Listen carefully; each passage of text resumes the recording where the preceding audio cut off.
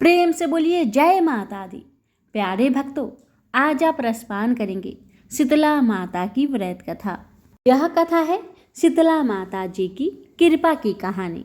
ये शीतला माता आपकी कथा कहने वाले और श्रद्धा पूर्वक इस कथा को सुनने वाले सभी भक्तों की और भक्तों की पूरे परिवार की रक्षा करे, अपनी कृपा सदा सर्वदा बनाए रखे, यही हमारी प्रार्थना है।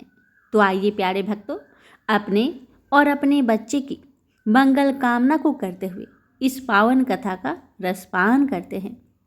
प्रेम से बोलिए शीतला माता जी की जय।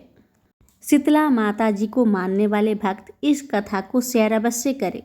माता रानी आप सभी भक्तों की हर मनोकामना को पूर्ण करे। कथा इस प्रकार है। बहुत समय पहले की बात है। किसी गांव में एक ब्राह्मण परिवार रहता था। उस परिवार में 4 देवरानियां और 4 जेठानियां रहती थी, जिनमें आपस में बनती नहीं थी। एक बार की बात है भक्तों, जो छोटी देवरानी थी उसका एक पुत्र था। उसके पुत्र को शीतला निकल गई। बेचारी बहुत घबरा गई कि मुझे क्या करना है क्या नहीं करना है। उसे कुछ पता ही नहीं था। बेचारी उदास मन से अपने जेठानी के पास गई और उससे पूछा, हे जेठानी जी, मेरे बेटे को शीतला निकल गई है, मैं अपने बच्चे को क्या खिलाऊं? तो जेठानी ने बताया कि अपने बेटे को गरम गरम खिचड़ी, गरम गरम दालियाँ बनाकर खिलाओ तो तुम्हारा बेटा निश्चित ही ठीक हो जाएगा। बेचारी, उसे तो कुछ पता ही नहीं था। जैसे उसकी जेठानी ने कहा, बेचारी देवरानी ने वैसा ही किया। भक्तों, अब होता ही ये, माता जी क्रोध में आ गई और माता जी के कोप से उसके 6 पुत्र इसी तरह मर गए। छठे पुत्र को माता जी की बीमारी हुई तो वह उसे गरम दालियाँ खिला पानी भरने लगी। वापस आकर देखा कि उसका बेटा तो रसोई घर में मरा पड़ा है। उसने समझा कि ये तो देव माया है। बेचारी बच्चे को छावड़ी में डालकर जंगल में चली गई। बेचारी बहुत दूर चलने से थक गई और थककर खेजड़ी के वृक्ष के नीचे बैठ गई। वहाँ पर 2 बुढ़िया की सेवा की। उसकी सेवा से प्रसन्न होकर उस बुढ़िया रूपी शीतला व औरी माता ने प्रकट होकर उसे वर दिया कि तेरा पेट बड़ा रहेगा। इस पर उसने 6 पुत्रों को मरने का वृत्तांत बताया और छठे पुत्र का शव दिखाकर विनय की कि हे माताओं, यह मेरा छठा पुत्र मरा है। माता जी ने कहा कि तुम अपने 7 बेटों को आवाज देकर बुलाओ। उसने अपने 7 बेटों को आवाज दी, तब 7 ही बेटे उसके पास दौड़ कर चले आए। वह बेचारी अपने बच्चों को लेकर घर को गई। तब घर वालों को इस प्रकार शीतला माता की कृपा से वह बच्चों को जीवित होने का विवरण बताया। सासू जी ने आरती उतारकर उन्हें बांधकर घर में लिया। हे माता जी, आपके व्रत करने वाले, कथा सुनने वाले, कथा कहने वाले अगर अनजाने से गलती हो, हे माता भूल चूल क्षमा करें और अपने भक्तों पर और भक्तों के पूरे परिवार पर अपनी कृपा सदा बनाए रखे। प्रेम से बोलिए शीतला माता जी की जय। दूसरी कथा। चैत्र का महीना आया। होली के बाद के दिन आए तो सबने कहा, शीतला माता आई हैं, शीतला माता आई हैं। किसी ने हलवा बनाया, किसी ने पूरी बनाई। माता जी को गरम गरम खाने का भोग लगाया। माता के अंग अंग में आग जलने लगी तो माता दौड़ी दौड़ी कुम्हार के पास गई। कुम्हार को कहा, मेरा अंग अंग जल रहा है, मुझे ठंडी मिट्टी में लेटना है। ठंडी मिट्टी में लेटने से माता को थोड़ी ठंडक मिली और बोली कि कुम्हार, मुझे भूख लगी है। कुम्हार ने रात की ठंडी रोटी माता को खाने को दे दी। इससे माता ठंडी हुई और कुम्हार पर प्रसन्न हुई। माता ने कहा, सारे नगर में हाहाकार होगा, केवल तेरा घर बचेगा। सारा नगर त्राही त्राही करने लगा और कुम्हार का घर बच गया। गांव वाले कहने लगे, कुम्हार, तूने क्या जादू किया जिससे सारा नगर नष्ट हो गया और तेरा घर बच गया? कुम्हार ने कहा, मैंने कोई जादू टोना नहीं किया, मैंने तो बस माता को शीतल किया है। तुम सब लोगों ने गरम गरम भोजन कराया तो माता के अंग अंग में फफोले हो गए थे। इसी कारण माता का कोप हुआ और नगर में त्राही त्राही मची। लोगों ने पूछा, माता कहाँ है? कुम्हार कहने लगा, माता नीम के नीचे ठंडी छाया में बैठी है। गांव वालों ने माता के पास गया और विनती करने लगे तो माता बोली, तुम सभी ने मुझे गरम भोजन करवाया जिससे मेरी जीभ पर छाले हो गए। कुम्हार ने मुझे ठंडा भोजन करवाया जिससे मुझे ठंडक मिली। इसी कारण सारा नगर नष्ट हो गया। कुम्हार का घर मेरी कृपा से महल बन गया। लोगों ने पूछा, माता अब हम क्या करें? माता बोली, होली के 7 दिन बाद शीतला सप्तमी आती है। उस दिन सभी गांववासी स्त्रियां छठ के दिन बनाए ठंडे खाने से मेरी पूजा करें व भोग लगाए। प्यारे भक्तों, अगर आप सप्तमी तिथि को माँ शीतला की पूजा करते हैं तो इस नियम से करें। आपको षष्ठी के दिन ही ठंडे खाने बना लेनी है। अगर आप अष्टमी को व्रत करते हैं तो आप सप्तमी को शीतला माता जी की प्रिय भोग बनाएं और पूजन करें। आगे की कथा भक्तों, 12 महीने बाद फिर वापस शीतला सप्तमी का पर्व आया। राजा ने सारे नगर में ढिंढोरा पिटवा दिया कि होली के बाद 7 दिनों तक सब माता का अगदा रखे, यानी कोई सिर नहीं धोए, सिलना कुटना पिसना नहीं करे, छठ के बनाए भोजन से माता की सप्तमी को पूजा करे। आपको मैं यहाँ पर बता रही हूँ, जो सप्तमी को व्रत कर रहे हैं वो यह नियम करे और जो अष्टमी को व्रत करते हैं वो सप्तमी को यह नियम करे। कथा, लोगों ने जैसा कहा वैसा ही किया। माता प्रसन्न हुई, सारे नगर में आनंद हुआ। हे शीतला माता, जैसे सारे नगर वासियों को क्षमा किया, उन पर प्रसन्न हुई, वैसे सभी पर प्रसन्न रहना, भूल चूक को माफ करना। जय शीतला माता। सुनिए तीसरी कथा। एक बार एक राजा के इकलौते पुत्र को शीतला निकली। राज्य में काछी पुत्र को भी शीतला निकली। काछी परिवार बहुत गरीब था, किंतु भगवती का उपासक था। वह धार्मिक दृष्टि से सभी नियमों का पालन करता था। प्रतिदिन नियम पूर्वक भगवती की पूजा होती थी। नमक खाने पर पाबंदी थी, सब्जी में छौंक नहीं लगता था और न कोई वस्तु भुनी तली जाती थी। गरम वस्तु न वह स्वयं खाता था और न शीतलायुक्त बालक को ही खिलाता था। इस प्रकार उसका पुत्र शीघ्र ही ठीक हो गया। उधर जब से राजा के लड़के को शीतला का प्रकोप हुआ था, तब से उसने भगवती के मंडप में सतचंडी का पाठ शुरू करा रखा था। रोज हवन व बलिदान होते थे। राजपुरोहित भी सदा भगवती के पूजन में निमग्न रहते। राजमहल में रोज कड़ाही चढ़ती, विविध प्रकार के गरम गरम स्वादिष्ट भोजन बनते थे। इसका परिणाम यह होता था कि उन लजीज भोजन की गंध से राजकुमार का मन मचल उठता था। वह भोजन के लिए जिद करता, एक तो राजपुत्र और दूसरा इकलौता। इस कारण उसकी अनुचित जिद भी पूरी कर दी जाती थी। इस पर शीतला माता का कोप घटने के बजाय भक्तों बढ़ने लगा। साथ साथ उसके बड़े बड़े फोड़े भी निकलने लगे, जिनमें खुजली व जलन अधिक होती थी। शीतला की शांति के लिए राजा जितने भी उपाय करते वह सब व्यर्थ ही हो जाता था। एक दिन राजा के गुप्तचरों ने राजा को बताया कि काशी पुत्र को भी शीतला निकली थी, पर वह बिल्कुल ठीक हो गया है।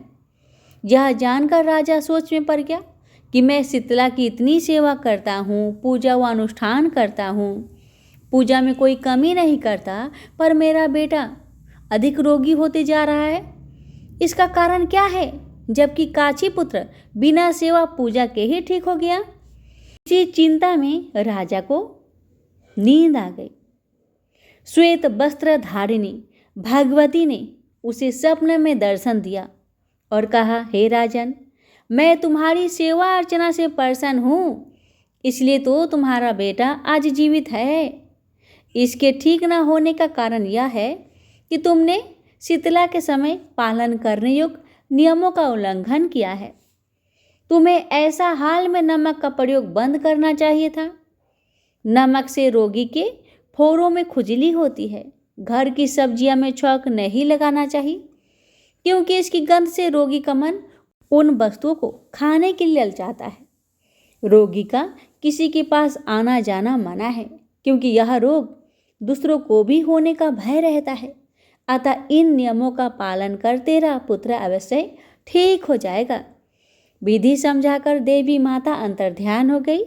प्रता से ही राजा ने देवी की आज्ञा अनुसार सभी कार्यों की व्यवस्था कर दी। इससे राजकुमार की सेहत पर अनुकूल प्रभाव पड़ा और वह शीघ्र ही ठीक हो गया। प्रेम से बोलिए शीतला माता की जय। आप भक्तों रसपान करेंगे शीतला माता जी की चौथी कथा। किसी वैश्य के 7 पुत्र थे, मगर विवाहित होते हुए भी सब निसंतान थे। एक समय एक वृद्धा के उपदेश देने पर 7 पुत्र वधुओं ने शीतला माता जी का व्रत किया तथा पुत्रवती हो गई। एक बार वैश्य की पत्नी ने व्रत की उपेक्षा करते हुए गर्म जल में स्नान कर भोजन किया तथा बहुओं से भी यह करवाया। उसी रात में उस वैश्य की पत्नी ने भयावह सपने में पति को मृत देखा। रोती चिल्लाती पुत्र तथा बहुओं को देखा तो उनको भी चिरसैया पर तथावत मरणासन पाया। उसका रोना बिलखना सुनकर भक्तों पास के पड़ोसन के लोग माता शीतला की प्रतिक्रिया गया उसका परमाद ही बताने लगे। अपने ही हाथ की कुल्हाड़ी अपने देह में लगी। देखो वह पगली सी चीखकर वन में निकल पड़ी। मार्ग में उसे वह वृद्धा मिली जो उसी तरफ ज्वाला से तड़प रही थी। वह वृद्धा स्वयं शीतला माँ थी। उन्होंने वैश्य की पत्नी से दही मांगी। उसने दही लाकर भगवती शीतला के सारे शरीर पर लेप किया, जिससे उनके शरीर की ज्वाला शांत हो गई। वैश्य की पत्नी ने अपने पूर्वकृत ग्रहित कर्मों पर बहुत पश्चाताप किया तथा अपने पति को जिलाने की प्रार्थना की। तब देवी ने प्रसन्न होकर पति पुत्र को जीवित कर दिया। हे शीतला माता, आपकी कथा कहने वाले और श्रद्धा पूर्वक इस कथा को सुनने वाले भक्तों पर और भक्तों के पूरे परिवार पर अपनी कृपा सदा सर्वदा बनाए रखे और भूल चूल को क्षमा करे। जय हो शीतला माता की जय। अब आइए भक्तों रसपान करते हैं शीतला माता जी की कथा सुनने के बाद सुनी जाने वाली गणेश भगवान जी की व्रत कथा और सुनेंगे लापसी तापसी की कथा। पौराणिक कथाओं के अनुसार एक गांव में एक विधवा अपनी बहू के साथ रहती थी। उसकी बहू मंद बुद्धि वाली थी, जो अपनी भूख बर्दाश्त नहीं कर पाती थी और हमेशा खाने के लिए उतारू रहती थी।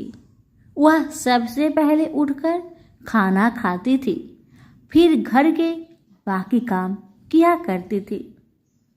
एक दिन विधवा ने अपने घर में पूजा करवाने का सोचा, लेकिन वह थोड़ी परेशान थी, क्योंकि उसकी बहू अगली सुबह उठते ही खाने के लिए दौड़ेगी और पूजा के लिए बनाए गए पकवान को जूठा कर देगी। अपनी बहू को पूजा के लिए बनाए गए पकवान से दूर रखने के लिए विधवा ने एक तरीका निकाला। पूजा वाले दिन उसने एक मटका लिया और उसके नीचे एक छेद कर दिया और अपनी बहू से बोली कि आज तो पूजा है, इसलिए खाना खाने से पहले पानी भर के ले आओ। बहू भी चालाक निकली। उसने देख लिया था कि विधवा ने मटके के नीचे छेद कर दिया है, इसलिए वह अपनी साड़ी में आटा बांधकर पनघट पर चली गई। वहां उसने आटा निकाला और कुएं के पानी के मदद से बाटियां बनाने लग गई। कुएं के पास ही एक शमशान था, जहां चीता जलाई जा रही थी। बहू ने उसकी आंच में अपनी बाटियां सेक ली। उसकी बाटियां सूखी थी तो वह पास में ही गणेश भगवान का एक मंदिर था। बहू वहां पर चली गई, जहां गणेश जी को किसी ने चोला चढ़ाया हुआ था। उसने देखा कि गणेश जी की तोंद पर घी लगा हुआ है। उसने उस घी को अपनी बाटी पर लगा लिया और उसका भोग गणेश जी को लगाकर वह बाटी खा ली और बहू घर वापस चली आई। बहू की इस हरकत पर गणेश जी को बहुत गुस्सा आया और उन्होंने गुस्से में अपने नाक पर उंगली चढ़ा लिया। जब गांव वाले ने देखा कि गणेश जी ने अपने नाक के ऊपर उंगली चढ़ा लिया है तो उन्हें मनाने के लिए बहुत जद्दोजहद किया गया, लेकिन गणेश जी ने अपनी उंगली वापस नहीं उतारी। जब यह बात राजा को पता चली तो राजा ने बड़े बड़े पंडितों और ज्योतिषियों को बुलवाया और हवन करवाया, लेकिन गणेश जी फिर भी नहीं माने। सब बहुत चिंतित थे। राजा ने पूरे गांव में यह ऐलान करवा दिया कि जो भी इंसान गणेश जी की नाक पर से उंगली हटाने में सफल होगा उसे इनाम के तौर पर 5 गांव दिया जाएगा। गांव के सभी लोग गणेश जी को मनाने आए, लेकिन गणेश जी किसी से भी न माने और अपनी उंगली नाक पर चढ़ाए रखे। अंत में विधवा की बहू बोली कि अगर सब उसे आज्ञा दे तो वह गणेश जी की उंगली हटा सकती है। उसकी बात सुनकर उसकी विधवा सासू माँ हंसने लगी और बोली कि जब बड़े बड़े विद्वान कुछ नहीं कर पाए तो वह कैसे गणेश जी को मना पाएगी।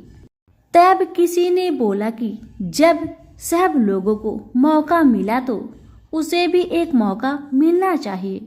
फिर सभी लोग बहू को एक मौका देने के लिए मान गए, लेकिन बहू ने एक शर्त रखी। उसने कहा कि उसके घर से लेकर मंदिर तक पर्दा बांध दी जाए। सब लोगों ने सोचा कि इतना तो हो ही चुका है तो पर्दा बांधने में क्या जाता है। बहू के कहे अनुसार उसके घर से लेकर मंदिर तक पर्दा लगाया गया। बहू ने अपना दिमाग लगाया और वह अपने साड़ी की आंचल में मोगली छिपाकर मंदिर चली गई। अब बहू ने मंदिर में जाकर गणेश जी से बोला कि मैंने आपके तोंद से जरा सा घी क्या ले लिया, आपने अपने नाक पर उंगली चढ़ा ली। अब आप नाक पर से उंगली हटाइए या दूं एक मोगड़ी की, अभी आपके टुकड़े टुकड़े हो जाएंगे। बहू की यह चेतावनी सुनकर गणेश जी थोड़ा डर गए और उन्होंने सोचा कि यह तो पूरी पागल है, कहीं सच में यह मुझे मोगड़ी न मार दे। अब तो गणेश जी ने बिना सोचे समझे अपनी नाक पर से उंगली हटा ली, जिसे देखकर गांव वाले बहुत खुश हो गए और बहू का जय जयकार करने लगे। राजा के ऐलान के मुताबिक बहू को 5 गांव इनाम में दिए गए। यह कथा सुनकर लोग गणेश भगवान से यह मांगते हैं कि वह भी उस बहू की तरह सबकी बात मान जाए और उनकी सभी मनोकामनाएं पूरी करे। तो प्रेम से बोलिए गणेश महाराज की जय हो। सभी व्रत में सुनी जाने वाली लपसी तपसी की कथा। एक लपसी था, एक तपसी था। तपसी हमेशा भगवान की तपस्या में लीन रहता था। लपसी रोजाना 1.25 सेर की लापसी बनाकर भगवान का भोग लगाकर जीम लेता था। एक दिन दोनों लड़ने लगे। तपसी बोला, मैं रोज भगवान की तपस्या करता हूँ इसलिए मैं बड़ा हूँ। लपसी बोला, मैं रोज भगवान को 1.25 सेर लापसी का भोग लगाता हूँ इसलिए मैं बड़ा हूँ। नारद जी वहां से गुजर रहे थे। दोनों को लड़ता देखकर उनसे पूछा कि तुम क्यों लड़ रहे हो। तपसी ने खुद के बड़ा होने का कारण बताया और लपसी ने अपना कारण बताया। नारद जी बोले, तुम्हारा फैसला मैं कर दूंगा। दूसरे दिन लपसी और तपसी नहाकर अपनी रोज की भक्ति करने आए तो नारद जी ने छुपकर 1.25 करोड़ की एक एक अंगूठी दोनों के आगे रख दिए। तापसी की नज़र जब अंगूठी पर पड़ी तो उसने चुपचाप अंगूठी उठाकर अपने नीचे दबा लिया। तापसी की नज़र अंगूठी पर पड़ी लेकिन उसने ध्यान नहीं दिया। भगवान को भोग लगाकर लापसी खाने लगा। नारद जी सामने आए तो दोनों से पूछा कि कौन बड़ा है, तो नारद जी ने तापसी से खड़ा होने को कहा। वो खड़ा हुआ तो उसके नीचे दबी अंगूठी दिखाई पड़ी। नारद जी ने तापसी से कहा, तपस्या करने के बाद भी तुम्हारी चोरी करने की आदत नहीं गई, इसलिए लापसी बड़ा है और तुम्हें तुम्हारी तपस्या का कोई भी फल नहीं मिलेगा। तापसी शर्मिंदा होकर माफी मांगने लगा। उसने नारद जी से पूछा, मुझे मेरी तपस्या का फल कैसे मिलेगा? नारद जी ने कहा, यदि कोई गाय और कुत्ते की रोटी नहीं बनाएगा तो फल तुझे मिलेगा। यदि कोई ब्राह्मण को भोजन करवाकर दक्षिणा नहीं देगा तो वह फल तुझे मिलेगा। यदि कोई साड़ी के साथ ब्लाउज नहीं देगा तो फल तुझे मिलेगा। यदि कोई दिए से दिया जलाएगा तो फल तुझे मिलेगा। यदि कोई सारी कहानी सुने लेकिन तुम्हारी कहानी नहीं सुने तो फल तुझे मिलेगा। उसी दिन से हर व्रत कथा कहानी के साथ लापसी तापसी की कहानी भी सुनी और कही जाती है। प्रेम से बोलिए लक्ष्मी नारायण की जय।